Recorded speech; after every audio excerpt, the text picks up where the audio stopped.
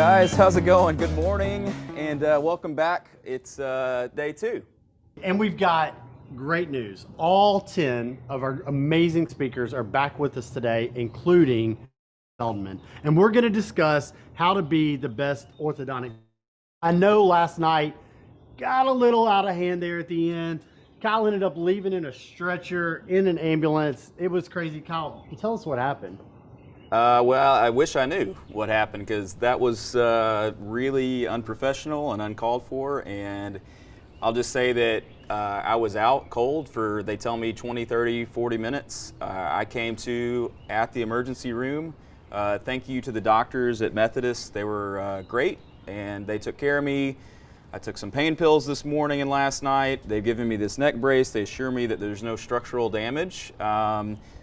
But I'll just be honest, it was not what I was wanting to bring to the audience, and I apologize to 3M. I apologize to any kids that were watching. Yeah. Hey, listen, Kyle, don't beat yourself up, man. I think you did a really great job last night. Whoa. Oh, bro. Well, hold on. You did a good job. You okay? Dude, I think that like fixed it. Wait. Oh, I feel like 1,000 times better. Feel No, better? Seriously, yeah, thank you for that. That was great. Okay. Is that what you... Oh. Well, that was good. Okay, so as long as Chris stays away from me today, I think we're going to be all right.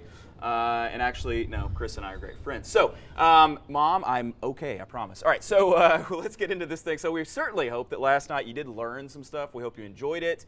Hope you enjoyed that, again, in the city of pro wrestling, that you could have some fun with us. Those bottles, they looked real, didn't they? Anyway, so wait, they weren't real? I don't know. You'll have to decide. And our carpet is fine. Anyone who's worried about our rug, it is okay. We've vacuumed it up. So thank you for tuning in last night. Thank you for tuning in this morning. We had like right at 1,000 people register for this thing. So thank you for making this another big meeting.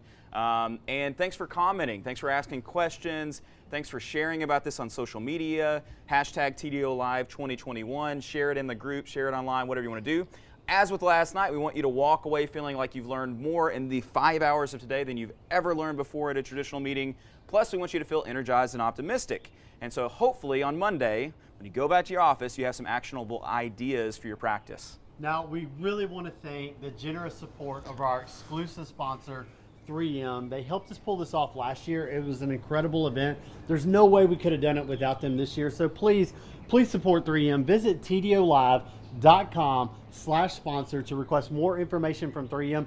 Make sure you download your CE form too. We've got plenty of people asking us about that. It'll be in the chat. Get your CE. We'll have it ready for you. Yeah, absolutely. Thank you, 3M. So thank you to 3M. All right, so before we get started with the interviews and before we start to explain why Cole is going to be cooking in a little bit, we are very excited to introduce the University of Memphis Palm Squad featuring the Memphis Tigers mascot, Pouncer.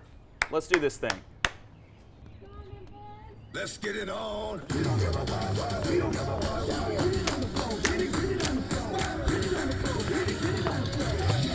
2, meet me outside. Meet me outside. Meet me outside. Y'all gon' make me lose my mind. Up in here. Y'all gon' make me go all out. Up in here. Up in here. I got to bring it to you, cowards, and it's gonna be quick. I know your men have been in the field before.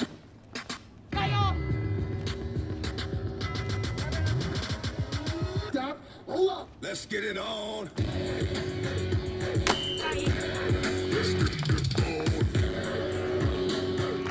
Y'all gon' make me ooh. Let's get it on.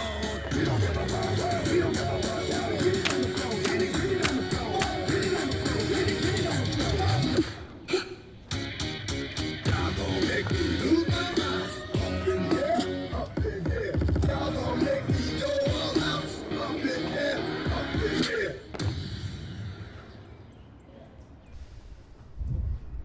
What's this?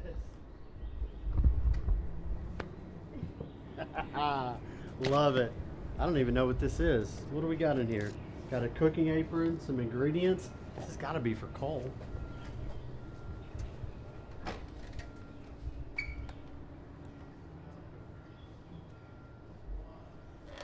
Hey, when we're on.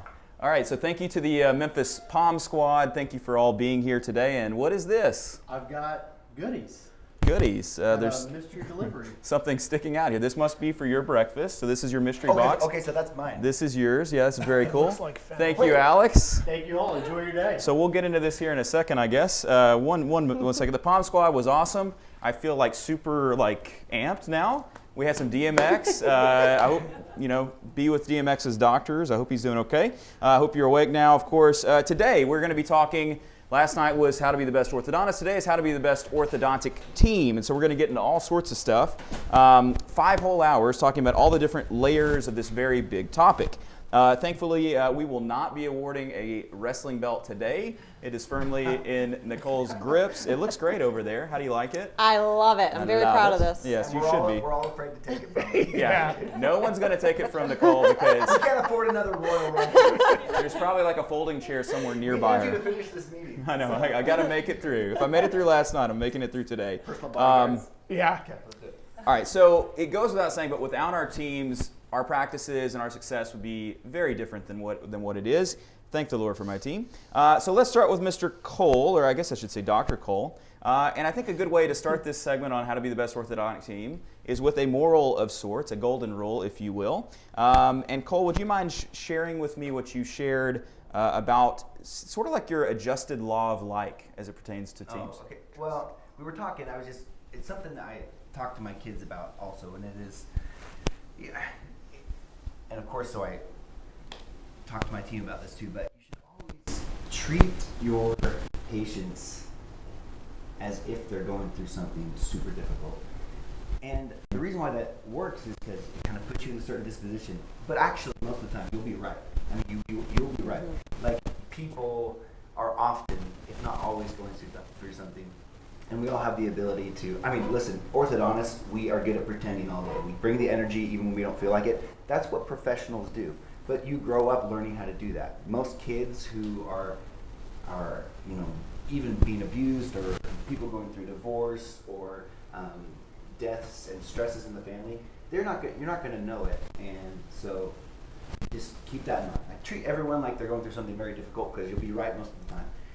And then if you just treat your staff, here's my rule for staff. If I talk to doctors, and they're having issues, do you treat your staff as nice as you treat your patients? And most of the time they're honest, and they're like, I don't. Okay, well then that's where you should start. If you can't treat your staff as nice as you treat your patients, then you need to press reset and start there. And then you'll start to see that things will go well. Like, all the things that you thought were problems will go well. Start with you. And when I talk to friends who have issues at home, I'm like, well, do you treat your wife as nicely as you treated that mom that came in that had the triplets who were all ready to start and she was going to pay in full? and he's like, well, no. I'm like, well, listen, if you have 7 new patient exams during the day, just tell yourself you got that +1. You have that 8th exam. You're going to walk home and you treat your wife and give her the attention that you gave, at least the very mom, the mom that came in with the triplets. So. Yeah. And at the end of the combo, you can at least stick your tongue down her throat, and it'll be the best exam that you did all day. So, listen. Your wife or the mom of the triplets? Yes, don't get them mixed up. Yeah, okay, just Yes, do not get those mixed up. But I'm saying, listen, do you treat your kids the same way you treated that, the 13-year-old girl that came in? It was super sweet. Listen, you just treat everyone like they're going through something hard. Treat your staff as well as you treat your patients, and treat your family as well as you treat your staff. Yeah, so it is unfortunate that our patients, not patients as in the people in our practice, but our patients, our ability to be kind to people when we're stressed, it reduces in inverse to the amount we know someone. Right. Which familiarity paradox. Yeah, so, yeah. So we're super nice to strangers, but people that we love the most just get our worst treatment. Yeah. We flatter those we scarcely know and please our fleeting guests, but render many a heartless blow to those we love the best. I'm sure. I just love that you were just holding on to that's Wow. not in And that's why he's Cole Johnson Fultz. Yeah. Listen, that's my mom making me memorize stuff when I was meeting my brother and sister. She's like, well, you two know. And so I recited that many times. Not because I was a good kid, because I was a horrible kid. Well, that was not in the notes anywhere, and that is That is brilliant. So let's work on that. Let's be kind to everyone, right? But also, especially to the people that we know and love the most and we have the deepest relationships to. Maybe we should start being like kind of rude to our patients. Agreed. Who are they? Yeah. Right? You could be like Yeah. such a good dad and husband. Exactly. So, well, thank you for sharing that. I think it's time to get in this mystery box, if you don't mind. So we'll open this, and yes, we're having a cooking segment good. in a little Apron, bit. I'm gonna So do there's that. your apron, and here are your mystery ingredients. And so you're gonna have 40 minutes to cook a delectable breakfast. Oh, I got a little fennel in my mouth. Not the first time. What are these? So you have some fennel. You have Those are some. chicken- Those are maitake mushrooms. You have some Spanish chorizo, I think. Is that what that is? It looks like jamon. Okay, like jamon, an okay. Iberian ham or Okay, we got something. a little protein You have in there. sun-dried tomato pesto, and you have some mold-ripened cheese. So, ooh, look at that. The nice part is none of the guests are actually gonna have to like try it. Oh, no. I'm gonna make you guys try it. Yeah, we're gonna let them have a little Okay, bit. we'll see. So make some little tasters if you can. I mean, if you I will, can. I will. But I will be the one that will be during your segment on communication. That is fennel. Don't you like fennel? Oh, yeah. It carries I a do. little licorice flavor, so I'm For excited a to little get into breakfast, okay. Okay, so I'll see you'll what be I can making do. breakfast. So wait, let's get you unmiked. Is he unmiked? He's Okay, unmiked. All right, so go on into the Nicole. kitchen. We'll be with you in about 40 minutes. We'll finish the interview without you. Good luck, my friend. All right, so if you follow Cole on Instagram, you know he likes to cook, and so he's going to cook, and we're going to go through that. Godspeed, Cole. All right, so let's get into the rest of it. Now that he's out of here, we'll have a good conversation. All right, so let's talk in terms of the orthodontic team. You got to have great people to be able to have a great team, I think. So let's talk hiring and firing, because if you don't hire the right people and you don't fire the wrong people, unfortunately, you can't have a great team, I think. So Nicole, how do you handle this process? So it all starts with the hiring, like you said. I don't like to fire, so let's try to get it right the first sure. time, right? Yeah. So we like to hire people that have big hearts, big work ethic. They are loyal, committed people. They have humility, because those are the type of people that fit our team and our culture the best. So kind of the process to do that is we look at their resume, okay? And what we're looking on the resume is, do they have longevity and commitment at their workplaces? The next step would be a phone interview. What kind of feeling do they give us over the phone? Does it seem like a person I'd want to hang out with, several hours a week? If we like them and they give us warm, fuzzy feelings, we bring them in for an in-person interview, and that's usually with the leaders on the team. And that's to get more at their heart and talk more about who they are and their work experience. Again, trying to get it. Are they positive? Do they talk positively about their past experiences? And you ask questions that you're trying to pry them a little bit to see what kind of information they give you. So we want people that focus on the positive, not the negative. So if that goes well, then we invite them back for like a shadowing experience so that they can interact with the team. How do they interact with our team members, our patients? Are they smiling, or are they just like, what kind of person are they and what kind of energy do they bring? And then lastly, I get to meet with them, and I like to get at the heart. I ask things like, who's your role model? Or what was a difficult time in your life that you had to get through, and tell me about that. And sometimes actually there are tears shared and things like that. And that's actually, to me, I appreciate that because it shows that they have humility, and they're open to share, which means they're probably going to be open to learn and grow. So that's kind of our interview process. We want people with big hearts and big work ethic. Yeah, I like it. Let's camp on this topic a little bit. We should talk more about hiring. I feel like you're just like ready to burst with some information on hiring. What do you got for me on hiring? Piggybacking on that, I think we look for all the same things. There's a couple things that our team, like yours, who starts the interview process, looks for. And when you talked about big work ethic, we talk a lot about grit. So the ability to manage difficult, challenging situations and do it with grace, to have the strength to get through tough times. Mm-hmm. Another thing that we try to teach along the way, that you mentioned in the sharing moments, is vulnerability. So from myself all the way down through the team, being vulnerable with each other and okay to talk about when you had tough times opens it up for the team to really work together and support one another and to be there for each other. I think, for us, it's not just on the hiring process, because we do make mistakes in the hiring process, but what we're mentioning here is we're hiring people and we can train the other stuff. And so if you find the right people, you can often train them on the how to do day-to-day things. So it's kind of easy. You said you have a thing for your team in your office. My team, who does all the hiring, and for everybody watching, this is self-defined by the team. They call themselves chick dudes. That's their term for strong women who have grit, who are hardworking, passionate about what they do, and they want other hardworking, dedicated individuals. And so what I love about my team, I have team members who've changed their own radiator in their car, and like I've never done that. But when something's broken in the office, I know Krista, wherever you are, I know Krista's gonna fix it. And so we just have a team of really strong, amazing people, and so yeah, the hiring process is super important. Even though I'm involved at the very latest stage, like you are.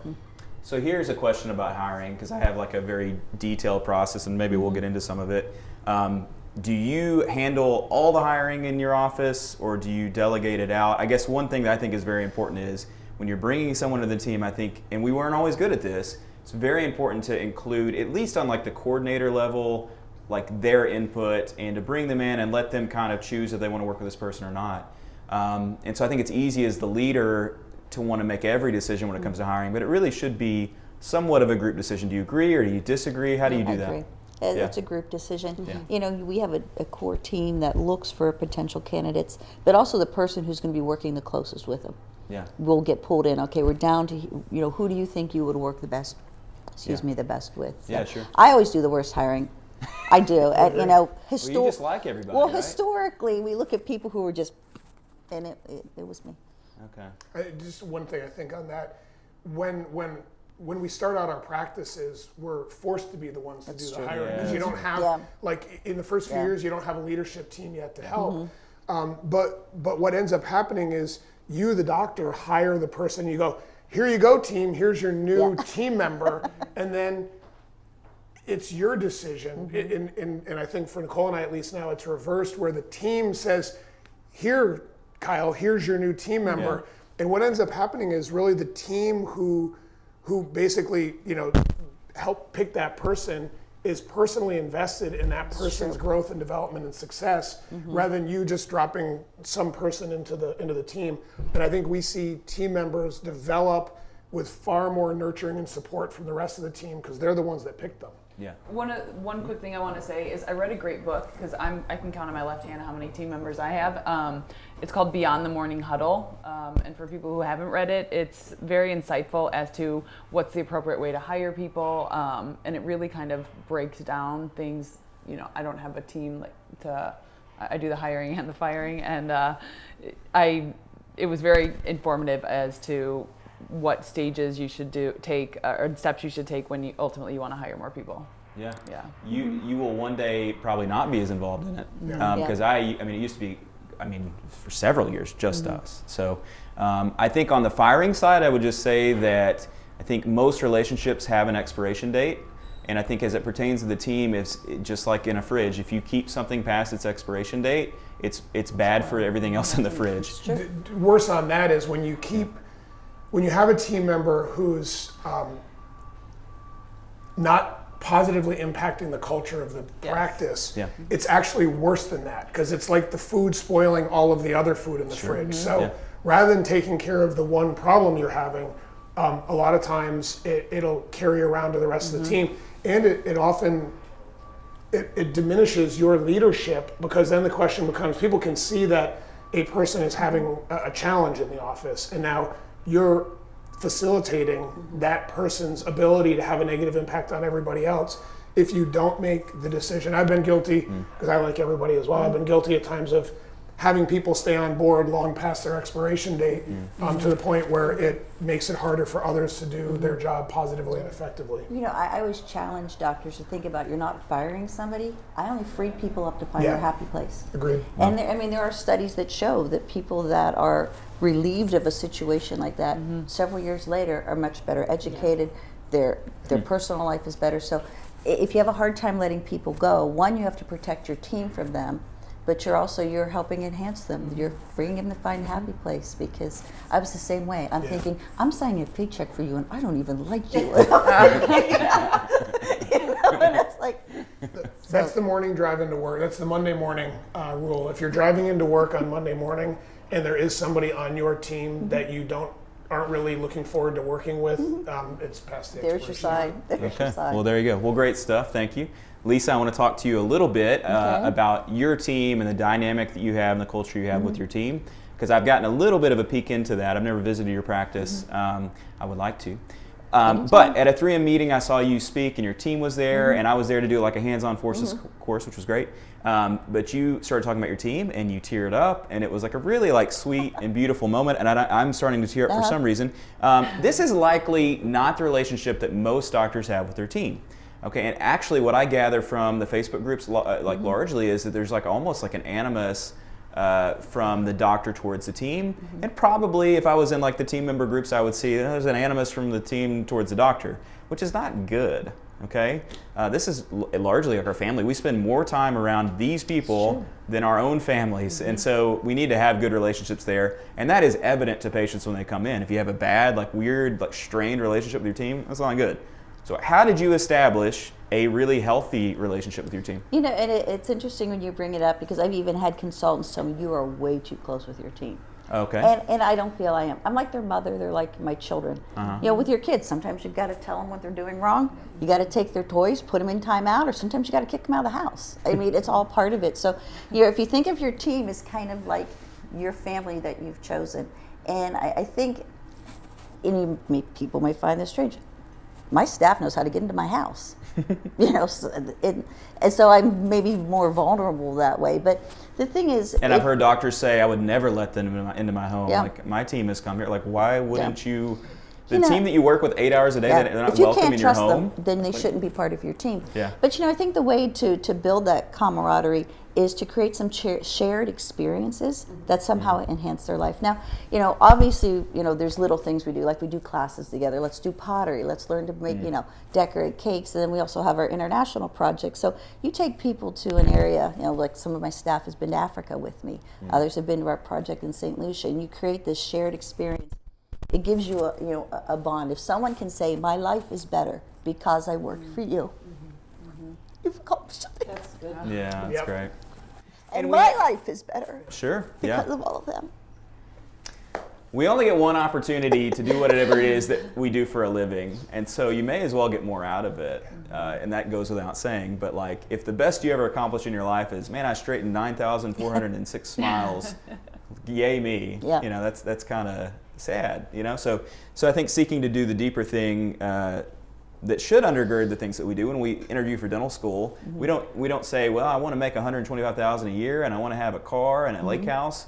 We say, I want to change the world effectively, right? We have these big ideas that we quickly lose when it gets to the actual business of doing what we do. So it's inspiring. And then you also have orthodontic clinics in St. Lucia and Africa and things. That's amazing. So maybe we'll get to that later. Kaz, I want to move on to you. That was very sweet. Thank you for crying, Lisa. I always do. I want to go and give my team, like, I want to hug all of them right now. I miss you guys. I'm sure they miss you too. So you shared with me this idea with your orthodontic team about donating time, which I think is great. What do you mean by that? So donating time, Courtney, you saw this a little bit as well. It really is this notion that if there's a point in time during someone's day that they are unable to make forward progress for whatever reason, usually it's waiting on our sorry butts, right, to get out of consult or to get done putting brackets on. Or get out of the bathroom in my office. Yes, right, or get off your phone. Chair 9. Chair 9. Those individuals can and should donate their time to somebody else to help move the process forward. So what we did a long time ago actually is I gave every one of the team members a stopwatch, and I had them start the stopwatch when they were at a point in time where they couldn't do something. They couldn't put the wires in or put chain elastics on or get a 7 ready to put the bracket on because you needed to check and make sure it was ready, and they would start the stopwatch. And when they were freed up to start doing something, they would stop it. And clinically more so than administratively, because there's almost always, as I call it, a baby crying, right? A phone to ring, something to do. We found that the average person was waiting, which is a no-go word in our office, but an hour and a half a day.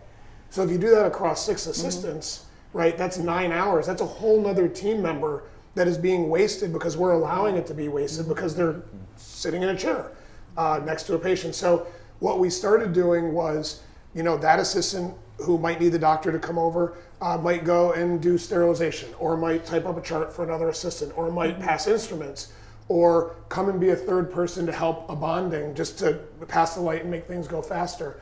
And so when you start donating that time, what you realize is, especially if you get to a point where you feel like your team is almost at the breaking point of maybe needing somebody else, you realize there's all this unused time.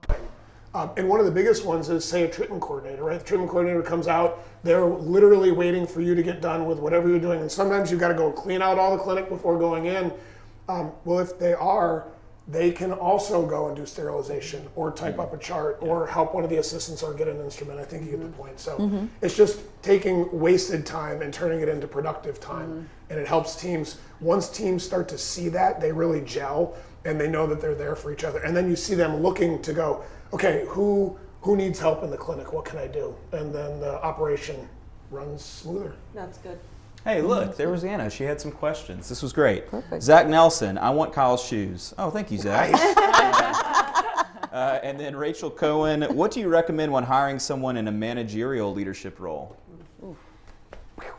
We were talking about this earlier, and I've actually never really hired somebody from outside to become a manager. We have such a unique dynamic that all of our managers really have been leveled up, or whatever you want to call within the practice, because it's not we have a perfect example of what you're going to be doing as a clinic manager, right? We don't have that. It's kind of an organic thing where more and more responsibility is given to somebody, and they continue to prove themselves as, to be the right person for those things. So, I think it's just find somebody that we talked about it yesterday. Find somebody who, did a good job on that one thing you told them, and give them another.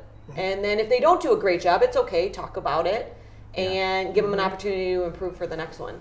Yeah, I think that a lot of offices, like we were talking about with team members, you hire in a manager now, basically a boss, and drop that in on your team. You're like, hey, enjoy it. It's like a fish tank, and you drop in like a predator fish. It's like, good luck with this, So that is not the way to do that. So don't ever do that. And fortunately for most, as you build your practice, when you have 5 or 6 team members, you don't need a manager. Like, that's your part of your job. So those team members grow up with you in the practice, and will, like, our practice manager has been with us almost 10 years, started as a scheduling coordinator, and now oversees the whole practice. And I think what's better than having a manager is having a leader. And so the leaders will rise to the top because of the people that do the right things, and everybody else follows and listens to because of who they are. So for me, we don't even really want managers. We just want leaders, because people already look up to them. So yeah, I actually prefer, and I am in a unique spot, not a unique spot, but I have Anna, who is the practice administrator, the manager, what do we call it. But I think having coordinators, having people that it develops somewhat of a hierarchy, although they're still on the same level, but like they have the hierarchy to be able to be a leader, right? I think that for most offices is all you need, is just have a scheduling coordinator, have a clinical coordinator. That kind of helps extend your, it's delegating effectively the management side of things. And then they can bring you things. And it's also the part of the team that you can most trust, and it sort of becomes like your counsel, as it were. So let's shift on into this, question 5. So small world alert, I didn't know this, but did you know this? Dr. Courtney worked for you? I did not. Yeah. Is this true? Yes. Okay, this is good. He played it well.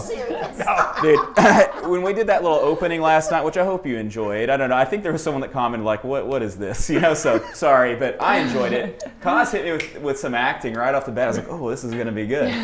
So thank you. You were just getting the party started in jorts. But you worked there, and so I just want to know, like, what did you learn about being the best orthodontic team working in Dr. Kaz's practice? Yeah, so I can personally attest how great his team is. They are unbelievable. I would show up and I'd be like, do you guys really need me today?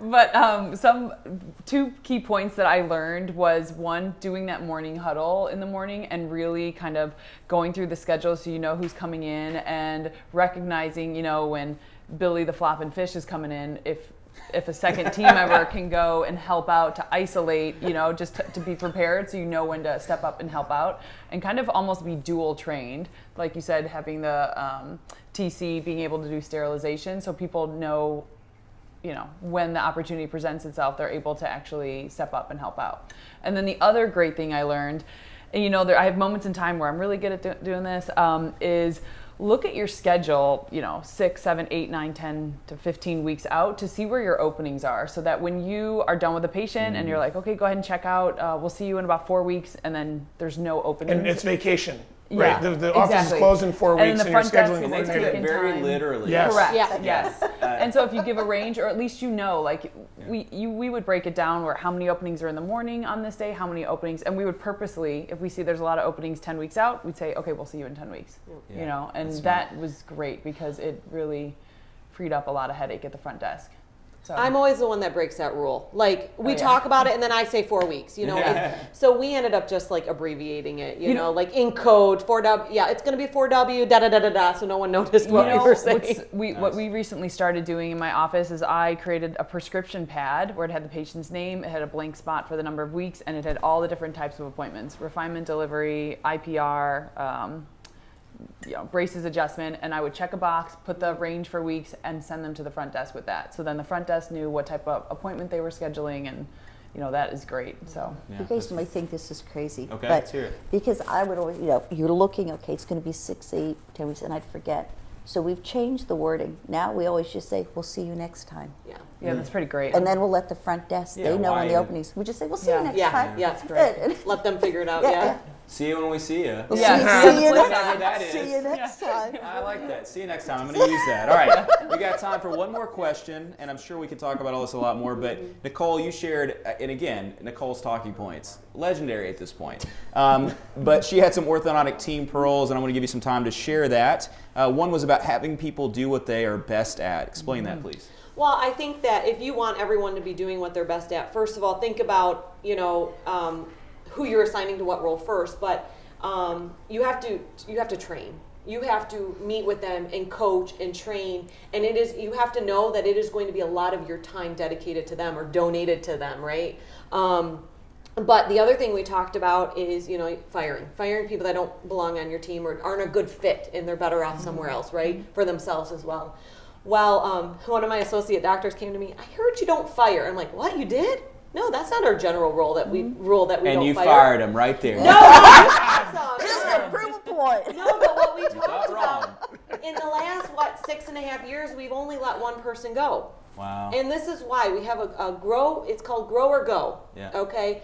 So our style is immediate and constant feedback. As soon as we see it, we're going to coach you. As soon as we see it, we're going to coach you. It's not nagging or anything like that. That everyone expects that. So either they are going to grow, and we want them to grow as quickly as possible, or they're going to go, and we're okay with that too, right? Because if they're not excelling and they keep hearing from us, they're probably going to want to exit themselves. So that's why we don't really fire. Okay, Yeah. grow or go. That's because you're a good leader. I like it. Oh, thank you. I like it. Well, let's end with that. I like that. Grow or go. They're amazing points, and we have more to get through today. And we've got 4.5 more hours to talk about the best orthodontic team. Hopefully you learned some stuff. I learned some stuff. If I were to summarize the thoughts of what we talked about, I think it comes down to trust in a lot of ways. I think you have to trust your team. They have to be able to trust you. And I think as long as you sort of work on that every day, and I've not always been the best at that. I've had times where the team did not trust me because either I didn't fire a person when they thought that I should, or I did not train them, or I wasn't there for them, or I didn't donate my time to them, or I was selfish, or whatever it was. When that trust breaks down, as with any relationship, it gets to a point where it's not healthy. It becomes toxic pretty quickly. Then the team members don't trust each other. And so you have to have that for an effective team. I think that's the key.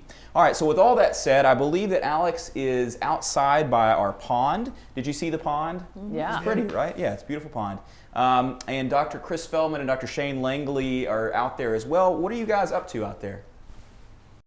Good morning, everybody. We're out here at the pond at Dr. Kyle's house, and we got two of my good buddies here, Chris Feldman, country boy from Louisiana, and Shane Langley, a country boy from Alabama. Alabama. That's right. So we're gonna find out which country boy can survive. We're gonna do a little bit of fishing, little fishing rodeo. We're gonna find out which one of these country boys can actually catch some fish. Let's get to it. Let's do it. Let's see some wigglers. What's the goal, guys? What are y'all fishing with today? I'm fishing with some little red wigglers, Yeah. little worms. Got worms. See if we can get All lucky, right. catch a We're brim. fishing with worms. All right. Trying to catch brim. I want a big mouth bass. Chris Not with going the- for the bass. Not with this setup. I I hear don't guess that. they have any tuna in here, Yeah, so we didn't bring the power bait. usually more of a saltwater All right. guy. But All right, so let's see the hook technique here. This is a live worm. Yeah. Now, so- it takes a real country boy to handle a live worm, okay? Just not any old man can do this. not any old man can do this. Oh, we dropped it. Fumble. We got a fumble. They're live. Yeah. I don't have my loops. We got a slow start from Alabama. How you doing over there, Louisiana? Stuck it through there. Haven't cut myself yet, so. All right, just put it through there. He won't mind. All right, let's get fishing. All right, Shane's on first. Here we go. Got the first cast. See if it's a cast and catch situation. Fish are hungry. Shane went with the really nice huck fin look, which I really like. I brought out the jorts for today. Leg day, baby. Leg day every day. If I could practice barefooted, I would. Shane says if he could practice barefooted, he would. This man would straighten teeth barefooted if they'd let him. I like my nice pink reel. All right, Chris. Chris went with the Fruit Ninja shirt today. Chris is a self-proclaimed ninja, for those of you who don't know. Uh-oh. Yeah, some real issues here. Uh-oh, we got real issues. Real here we issues go. or fake issues? Oh, I like it. I don't know what Kyle's daughter did to her reel. Let's set our drag. Maybe a little tighter. We got it. That's good. You got it? Good. Oh, there we go. All right. Now we're in business. Little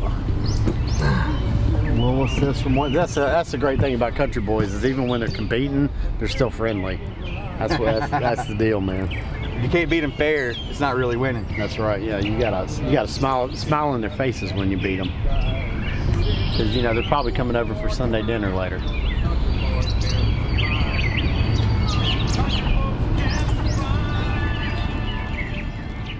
All right, welcome back. The fishing looked fun. I'm excited to begin another discussion on the best orthodontic team with the person that everyone encounters first, basically, the admin team. And so I'm joined by Dr. Candice Coleman and Dr. Lisa Alvetro. You look familiar. And our goal is to spend 20 minutes on what it means to be the A+ admin team. So if you're an admin team member, make some notes.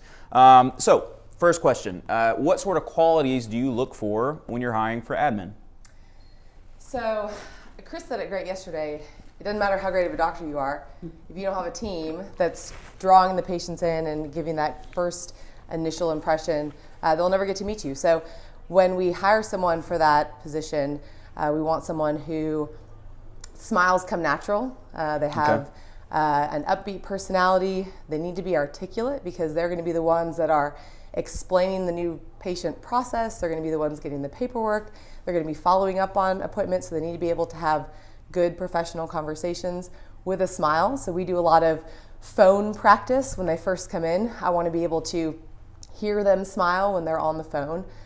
So having that good presence, even when you're not able to see their face, is important. And someone who's computer savvy, because our office is all digital. So a lot of times they will be on the phone and looking things up, and they need to be able to navigate with ease, a computer system. But personality is huge. Having that light in their eyes so that when the patient walks in the door for the first time, they get a welcoming presence and happiness, exudes from that person. So that's important. Yeah, and not everyone has that for sure. I Right. totally agree. What about you? I think one thing that people tend to overlook, obviously we need the personality, but I think if you're an admin coordinator and you're scheduling appointments, I think you have one of the toughest jobs in the office because you have to keep everybody happy. You're keeping staff happy, doctor happy, patients happy. You've got all these columns going.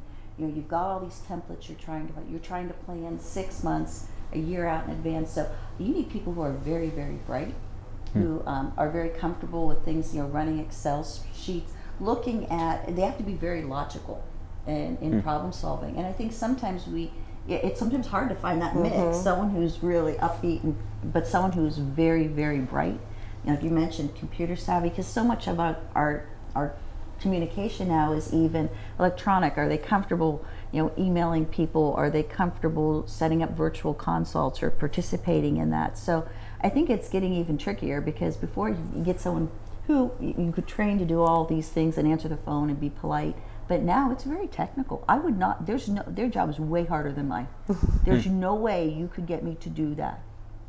Well, And I'm always amazed. I thank them for lasting. if I was going to get you to do something, I'd have you be an orthodontist, you know, because I could use it. I could not do front desk at all. Oh no, I totally agree. I think the hardest thing is awful. they have to be on all day long. They have to multitask a lot, and you're right. I think probably the hardest thing to find is someone who has all those qualities, but also has good follow through. Like they can write things down, remember to come back to it, stay very organized, very neat, and that sort of thing. So yeah, definitely a tough task. So let's move on into this.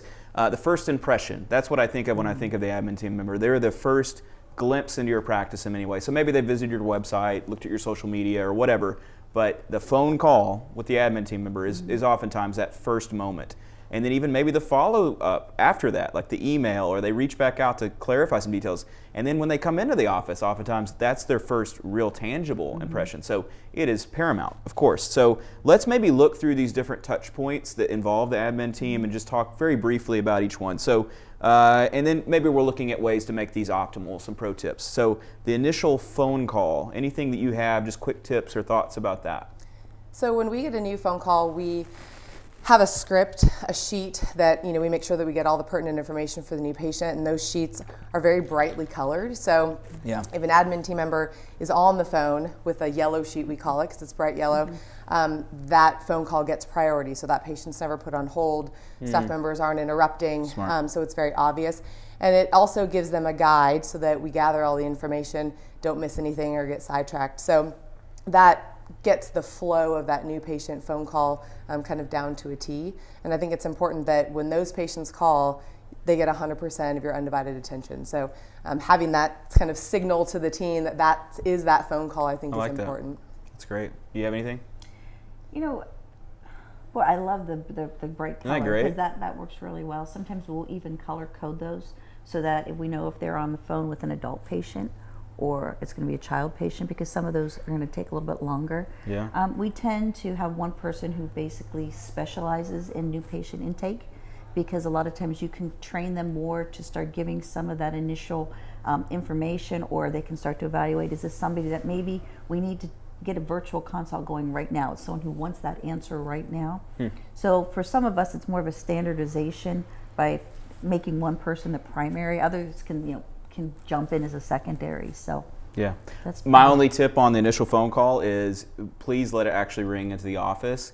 I absolutely hate the little trees that you have to push 1 and 3 and 4. I had a doctor's visit and I had to like reschedule or something, and I could never get them on the phone. You would call, it would go to a voicemail, like, we'll call you back. Well, I leave my phone on Do Not Disturb. You're not calling me back. Like, and then they leave a voicemail, give us a call right back. You call it, it goes to voicemail. I was like, this is so stupid. So you kind of got at this, is to have multiple ways to communicate, and my goodness, like at least let me call in and talk to a person. So what about communication leading up to the day of the consult? Do you send like an email or sets of emails? Do you send a packet? What do y'all do?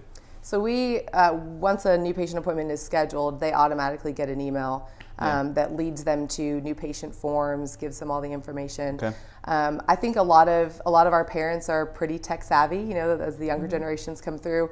So they're comfortable with filling things out before they get into the office, which talk about efficiency, having that done before they're sitting in your office with their kids trying to fill out a clipboard of paperwork. Has helped streamline the process so they feel like they're waiting less. And it also allows them to have a point of contact if they have questions about the process or insurance, and that can oftentimes be directed to the treatment coordinator, so they establish a connection with them before they even get into the office. So between the scheduling of the new patient exam to when they walk in the door, we've been able to connect with them on multiple levels. And we have text as well. We send multiple reminders and follow-up before they walk through the door, because people are busy, and I'm a mom and a working mom, and I like the reminders and the follow-up leading up to the appointment. Yeah, for sure. What about arrival at your office? How do you handle that? What's like any tips or tricks? We like to meet them personally at the check-in station. Yeah. Our check-in is in our reception area, away from our front desk, so they know who they're going to, who's going to be arriving. We want somebody at the front desk to initiate contact with them, and also the TC that's going to be there, and the TC will then help sign them in and then lead them on the tour. So we really want, it used to be easier before we started doing everything electronically because people had those envelopes that had their paperwork, and so if you saw a big envelope, it was easier to grab Yeah, that you would know. person. So now we kind of have to do a little homework to see who we're looking for. It's not good when you say, "Are you here for a new patient exam?" They're like, "I've been your patient for a year and a half." You know? That's never good. So we have like the little iPad check-in with tops, and so that kind of like triggers it. And the team knows who the people are. Let's be honest, I'm never in the front, so I don't know what they do up there. And this segment was tough because I was like, I literally don't see my admin team most days, and so sometimes I'll come up at the end of the day, how was it? You know. No, that's all good stuff. So let's shift on into this. Patient managers. You brought up this idea, and I think this is cool. You have all sorts of unique things that you do and systems that I'm like, that's pretty brilliant. I love this. But how does that ensure a better admin experience in your practice? Well, I'll just kind of briefly, with the patient manager system, we probably started about 15 years ago. Each of my patients are assigned a clinical person. So each clinical chair is assigned to a clinical tech, and then they have their own patient population. So basically it takes a large practice and divides it down. And so we try to keep the same patient with the same assistant, and it just, for efficiency, it really works. But we've moved beyond that patient manager system to a scheduling concierge type system where, say maybe these 3 clinical staff members then have Lindsay is their coordinator. So not only can they work through their preferences with her, when you start, say, Leanne, put your braces on, Leanne's going to be your tech through treatment, Lindsay's going to be your scheduling coordinator. So that way when your mom calls or your grandma calls, they already know your preferences. So this is based so much on just human behavior, because if you always want to come on a Wednesday, if I don't know who you are, I don't know that about you. So it really it speeds up the process. The other thing that's nice too is that, say maybe a child's unattended, we can then go ahead and notify mom through text what appointment they're going to need, and they just hit that little button, and it's programmed that if they need to find an appointment with Leanne, it meets, say, the criteria as far as the appointment type and adjust or bond, and then it will automatically put it into that column. So with a concierge type scheduling, it just makes it so much easier for the front desk, because they know people's preferences, and even for the patient experience, you know what I like in my coffee. And even if you're calling in, we say when you call in, always you want to talk to that concierge that you have, because they already know the story. It just makes things more efficient, patient experience. So it's kind of it in a nutshell. It's hard to hear that and want to go to the doctor's office where I call in, and it's like the worst system ever. You know, I mean, let's be honest. Like, you go to these places, you're like, I don't want to be here. So I go there, and I'm like, this is awesome. Like, there's nobody that can compete with that. It makes it so much easier on the doctor too. It really does. I mean, I would think if my initial question as a doctor would be like, well, what happens if I lose that team member? But they're never going to leave your office because y'all are like family, you know. There's ways around. The only thing is when you go into a system like that, you become less important to the patient and their experience. You know, they get the Christmas gifts. I'm like, oh yeah. I'm like, or look at my smile. I'm like, yeah, I helped do that too. I was here. I played some role in this. Okay, I like that. All right, so let's get into question 4 here. So it's good stuff. I'd like to focus on a few things that are extremely important when it comes to scheduling coordinators, and that is the no-show rate. Okay, so obviously that can kind of make or break your day. Do you have any tips on how to reduce the no-show rate? Anything that's like worked? She mentioned, texting is a big one. Yeah. We send, at first I was worried about being overly reminding, to patients and being annoying. But I mean, there have been study shows, we read an article that you sent, that multiple reminders is not a bad thing. So we do 1 week out and you can reply to confirm, and we do 1 day out, reply to confirm, and they get those whether they've confirmed or not. And if they don't confirm via any electronics, then we follow up with a phone call and get a verbal confirmation. And it's amazing. I mean, I do the same thing. I've got a busy family, and I've got it on my calendar, and I still value that day of or day before, just as a reminder. So I don't think multiple reminders is a bad thing. Yeah, when people complain about it, I just sort of like chuckle, and I'm like, well, and they can always opt out if they don't want reminders. They can opt out. There were some people that were annoyed that we sent out the meeting link too much, but please understand, so many people couldn't find their link, and maybe we screwed it up. Some people had like unsubscribed, so they weren't getting their link. Well, what do you want me to do here? Right. I can't. I'm not perfect. So I had this thing from Amy Demas that I sent out. She's at Communicate Excellence. She did not ask me to do this, but it was just great stuff. And she sends out an email. I recommend if you're an admin team member, get on her list. It's great stuff. So Amy Demas, Communicate Excellence. She came into our practice. They recorded phone calls. and then listened back through them with the admin team, and that was great. Because like if I was listening to their phone calls, they wouldn't like that, and then the feedback that I would give would probably come across wrong. But Amy is very sweet and kind of helped them on how they present themselves. But she had one on 5 ways to decrease no-show rates. I'm just going to read through them and then we'll get to our final question. But remind more than once, right? Provide electronic calendar appointments for their calendar. That's smart. So something they can click through that opens up into the calendar. You'd be surprised at some of those email systems that don't allow that. And so it's clunky. So then you got to go and manually do it. Like the iPhone now allows you just click it and it creates it. Number 3, make it easy for them to contact you at any time of the day. We talked about that. Absolutely. Text. I think the big thing is if you don't have it textable, and I told the doctor's office, is like, you should have it where I could like text you. And they think I sound like a punk, which I am. I'm a little bit a Devo, as they would say. But like, let me text you. Are you kidding? Like, I can't text you. Like, it'd be so much easier for both of us, And then number 4, schedule initial appointments as soon as possible. Absolutely. I hate kicking any cans down the road. Pick it up now. And then 5, be on time and have a good customer relationship. Sure, being on time is big. In that first segment, we talk about trust. I think trust with your patient. I think you really get at it is you think about the level of trust that you have once they have their own scheduling coordinator and their own clinical assistant. I mean, they felt like they're really part of this whole thing. And then they don't want to disappoint you. That's why they don't no-show, is because like, well, I don't want to disappoint Leanne, So it's great. So if they trust you and you've developed that and you have that relationship and they know, well, they're going to be on time, so I better be on time. I think that's really important. So let's get to the final question. I know you want to say something. Go ahead. No? Okay, great. Well, then you'll say something about this question. Okay. I'm good. Okay. So let's end with a discussion about one of the most frustrating parts of the orthodontic practice, trying to schedule patients when 90% of them want to come in either first thing in the morning or after school. So how do you manage this? This is the conversation that we have on the front end in the consultation. All of our patients go to school. All of us have after school. We're all in the same boat. So we do tell patients that we are going to try to accommodate their schedule, but we're doing that for everybody. So there may be times during treatment that you get an afternoon appointment and we ask you to schedule a midday appointment the next time.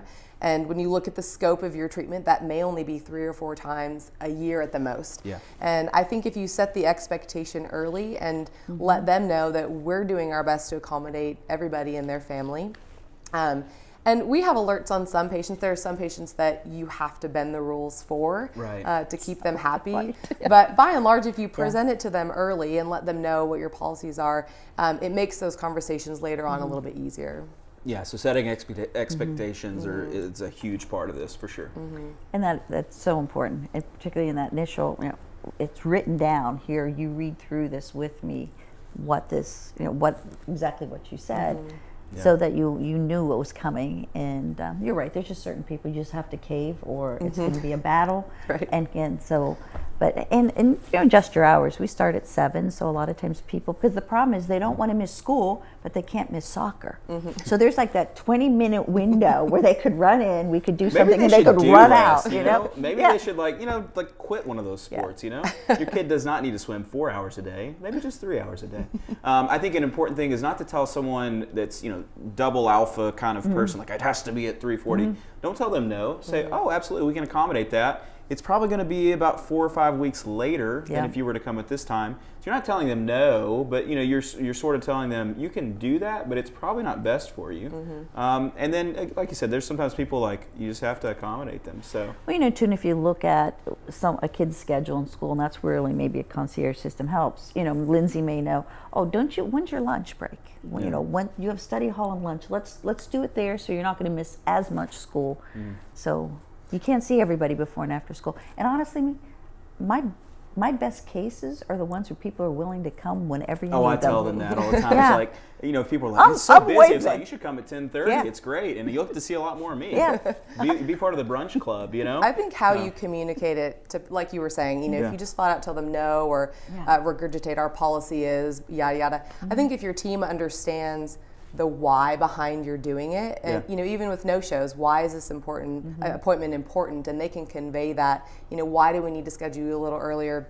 because the doctor is taking extra time to do this procedure. I think if you present it in a way that helps them understand why that policy is in place, that makes it easier versus just spouting off rules and policies and hoping that they'll comply. Yeah, nobody wants to hear that. You know, that something you just hit on. When I've got something I need to see someone at a very specific time, maybe during lunch, I'll say, you know what, I don't want anyone to interrupt us. If you can come right now, it can be just us. No one's going to interrupt us. I don't need these other people around. Yeah, exactly. And they're like, oh, yeah, when do you need me? It's amazing how their schedule opens up. Yeah, exactly. So great stuff for all the admin team members out there. Hopefully you learned something. Or maybe you're an admin team member who's like, what do they know about all this? Like, I just listened to 3 doctors for 20 minutes. Like, what do they know? So, but hopefully some good ideas there. You guys are great. Lisa, Candice, thank you so much. I wish we had more time. We are going to shift on into Breakfast with Cole, the art of cooking and communicating. I came up with that. I think it sounds pretty good. And I cannot wait to see what he's prepared for us. The smells have been wafting in, and they smell pretty good. So first we have a commercial break from 3M, and it's on aligners. So let's go to that right now.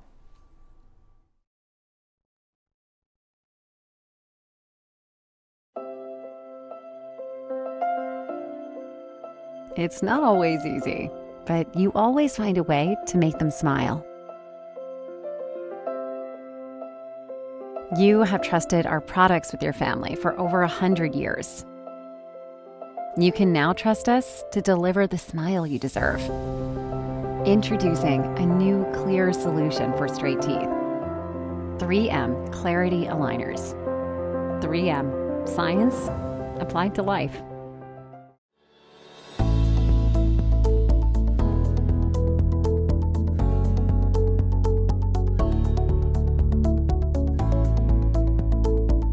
I have people coming in asking for aligners, and 3M's Clarity Aligners are superior in a lot of different ways. The customer service behind the aligners is fantastic. They let you customize the treatment to each individual patient.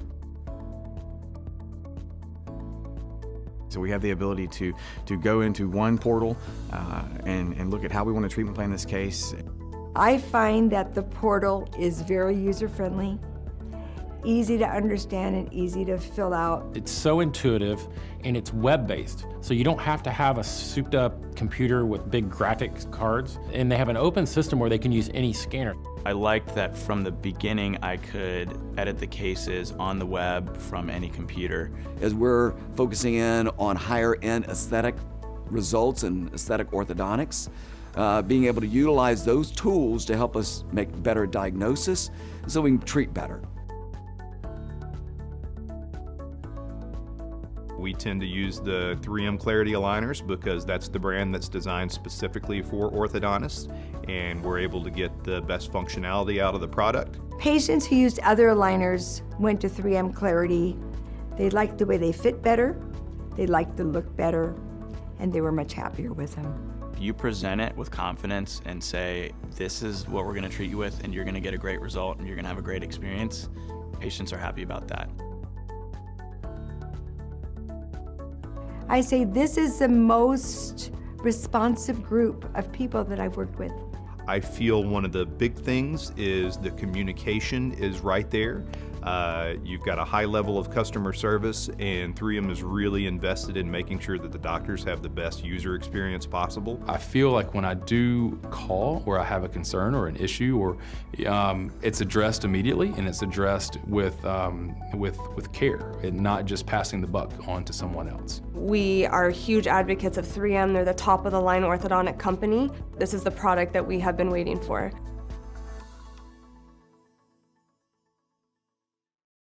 The 3M Oral Care Portal offers practitioners and their staff choice and flexibility at every step of the patient journey. Innovative, integrated, easy to use. The comprehensive software platform empowers you to confidently design, analyze, and refine custom treatment options, giving you the control to do your best work and achieve the healthy smiles patients want. The flexible treatment planning experience is designed to reach positive professional and clinical results. When you use the Oral Care Portal, you can expect customer-first service, leading-edge technology, and a commitment to continually evolving the overall user experience. all backed by over 70 years of moving teeth through 3M science. The Oral Care Portal, designed for oral care professionals, delivering the future of lifelong oral health to patients.